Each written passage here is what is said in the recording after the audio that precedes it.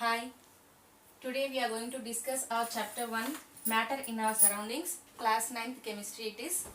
In this the part 1 we are going to see today here. Universe. Universe contains two parts that are space and matter. What is space, children, then? Space is nothing, no matter, not even air is present in the space. And in the universe other than space, what it is there? Matter. Matter means what here? Anything we see around us, that is matter. Example, stars, solar, planets, earth, plants, animals, human beings, food, clothes, etc. Like that, not only these, the medicines, clothes, crops, anything, the metals, everything is the material only or matter only. Now, what is the definition for matter can we give? That is, matter means what? Any material which has definite mass and occupies space is known as matter. Matter is what? Any material which has definite mass and it should occupy some space, that is known as the matter.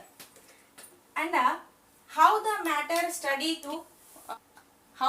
of matter came? That is, the early humans, they started study of matter. First they tried to classify the matter into living things and non-living things. And after that, some Indian philosophers, they had classified the matter around us into 5 groups and called that groups as Panchatattva or Panchabhutamulu also. Here in Telugu Panchabhutamulu, or in Sanskrit or Telugu we use the term Panchabhutamulu. Here the term Bhutamulu means matter. Here into how many they have classified the matter? Into 5 groups. What are that? One is air. Next one is water, third is earth, fourth sky, fifth fire. 5 categories. Into these 5 categories, the matter is classified by our Indian philosophers. Next, children, okay, so far what we have come to know, that what is matter. Matter is what? Nothing, it is a material and which contains mass and which occupies the space. Now it's okay. Now come to nature of the matter. How the nature of the matter will be. That is, in this again 2 concepts will be there. That is, one is what? How matter is composed of. How the matter is composed of. That is the study of the physical nature of the matter. That is what? How that matter is composed. That is under the physical nature of the matter. And the other nature of the matter is by what the matter is composed of. Means inside the matter, what molecules are there or what compounds are there or what is there inside. By what that matter is composed of.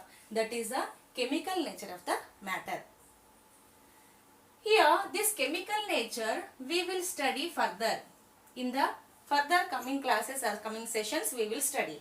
But in this lesson we are only going to study physical nature of the matter. Okay. Next, come to this point. That is, how the physical nature is started to study the physical nature. In the early days, some scientists, they believed that the matter is to be continuous. And some other scientists, they said that, they assumed that the matter is discontinuous. Discontinuous means it has particles are not continuous or discrete. It is discrete. Discontinuous means discrete. It is not continuous. Like that, first 2 assumptions were there. But by the days passing on, it was proved that the matter is discontinuous only, not the continuous. Means matter contains what? Particles. Matter contains what? Particles. And also the particles are very smaller beyond our imagination. See, these 2 are the physical nature of the matter. Particles, it is not continuous. And to understand these two proposals, there are 2 activities. Now let us go to that activities. That are what? Activity 1.1 in your textbook. That is, for this activity, you have to take a glass beaker, take some water and add some crystals or granules of salt or sugar and stir well like this. After stirring, you see, can you able to see or differentiate the sugar and water? No. Why? Because the sugar and the water particles or salt and water particles, they will be mixed together very well. And also you check the level of the solution here, here and here. Did you find any change in the level of the solution? No. But students, if you add more amount of salt or more amount of sugar, the level will be increased, maybe increased little bit. But as here we are taking very little amount of salt or sugar, the level is not being increased. Okay, then what we are calling it as, it is a solution of a sugar or salt. If you take sugar, it is sugar solution. If you take salt, it is salt solution. Okay, but where these particles, sugar or salt particles, where they are going, where they are going, where they are fixing, where they are being arranged, that is what these particles, this is known as a mixing up of matter. The two different matters have got mixed up. Okay, with this what we can understand, the particles, the matter contains the particles. By this activity, what is our inference? The matter contains the particles, and the particles get fixed into the spaces between the water molecules. From this 1.1 activity, that is the inference. Next children, the second activity, that is activity 1.2. See here the inference. Particles occupy the spaces between the spaces of water molecules. That is about the first activity. Next, second activity, it is to prove that matter has very tiny particles. We have given two postulates. What are that? Matter contains particles. This is the proof for this one. Then next proposal is what particles are smaller. For that we are doing one experiment or activity. See, take a beaker, glass beaker, take 100 ml of water, add some crystals, 3 or 4 crystals of KMnO4.